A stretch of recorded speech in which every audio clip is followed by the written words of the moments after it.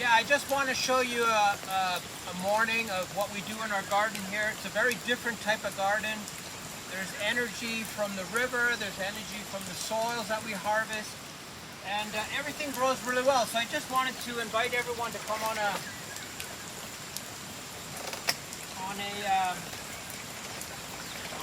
morning of pruning and cleaning up and organizing things. And stay tuned, I'll show you all the other things we do in a typical day. Yeah, we're doing a little bit of a green compost day. We're looking for green matter to compost. We have lots of trench holes open. So we're tackling certain areas in the garden that are magically overgrown. Laura's picking all the beans. We have lots of beans. We're going to move some of these planters around. So as you can see, we generate a lot of green matter and everything is growing like crazy. It has been raining perfectly every night, and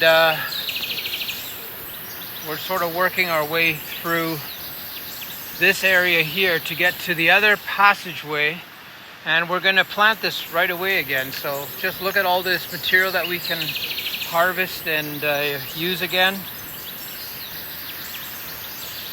And I'm going to pitchfork all this and get all the roots out and get it nice and clean for a set of seeds that will take over this space. Yeah, so sometimes you have to come in your garden and be very aggressive. And today is one of those days. We have these ground covers taking over. They've come off the knee wall and they've put their roots into the ground in front of us. And we're going to dig all this up. And then we're going to plant it again with something different. This was all beans, so we'll probably get, I don't know, 6-7 pounds of beans out of this. So very effective if you're capable of coming in and being very aggressive with your garden and cleaning all this up and having a fresh start. I know the no-till gardeners are very firm on not cultivating the ground. But I think when I have a fresh start, it's like having a new canvas. You can start over again and we're going to add some compost in here. And this will grow like crazy again. In 3 months, we can probably harvest whatever we put in here. And it's a circular motion when you do this. I'm going to get probably 10 containers of green matter out of this area. And that helps me in another spot where I have a massive trench already waiting for it. And hopefully we can keep doing this and have this circular motion of energy, soil energy, keep this garden flourishing. Yeah, I want to get into my rant again. So these beans, they processed this soil. They worked incredibly hard to get this soil better and better. So every time you have a crop in the ground, your soil is supposed to have a forward movement. It's supposed to get better every single time.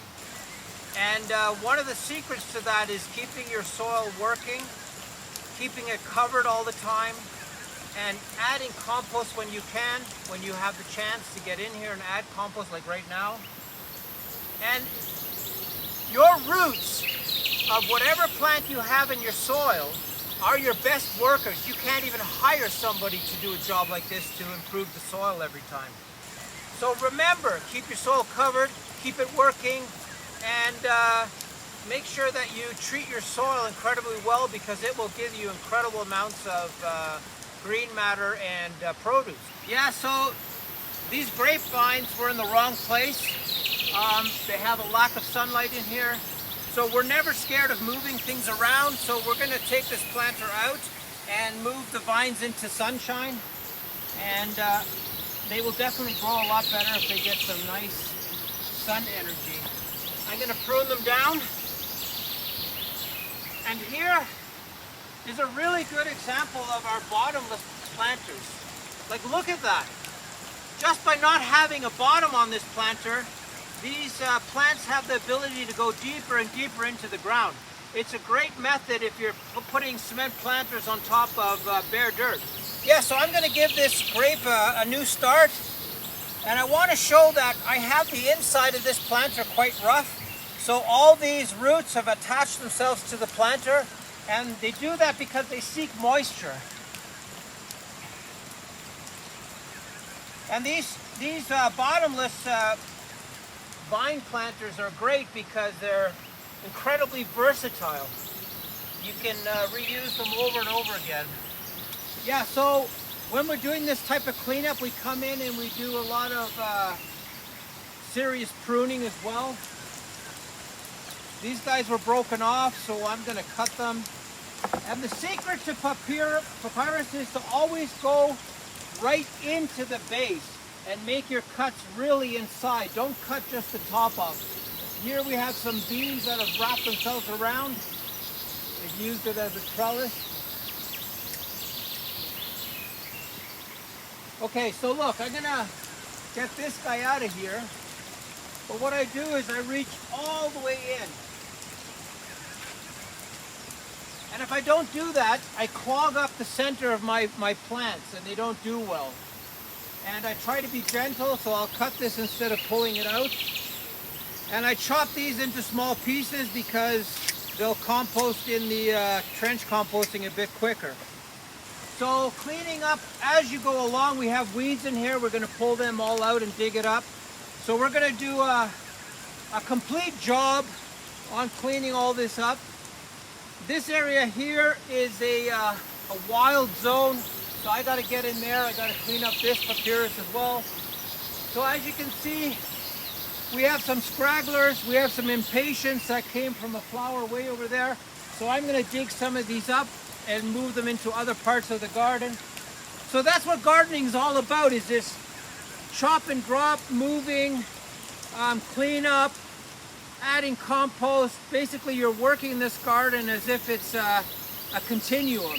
And when you have that process in your garden, everything grows really well and you'll have lots of energy to keep on going in your garden with the materials that you're harvesting and growing. Okay, we have these great big cement planters. We have this Meyer lemon here that's starting to bear fruit already. It's very young. And we always use this trick to have this lemongrass around the bottom of it. So this pushes this Meyer lemon to grow higher and out of this lemongrass. So it's a mechanism to get these fruit trees to grow a lot faster. We always come around and make sure that these are weeded when we're doing these areas. So we do like a complete cleanup of an area. And these planters are a big part of it. We always make sure that they get cleaned up as well, just so they can grow perfectly. These beans have also pushed their way into this planter. So it's really important for us to free up everything and make sure that everything has a fresh start.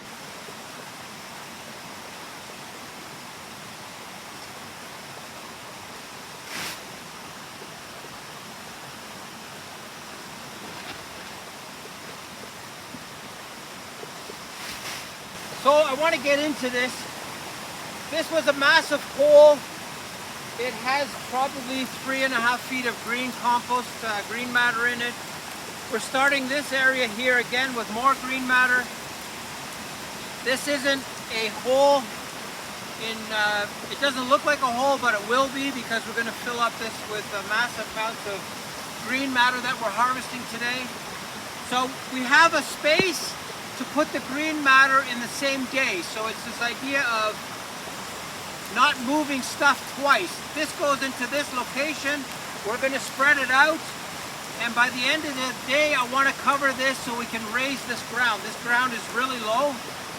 The river is right here, so we want to have this a bit higher.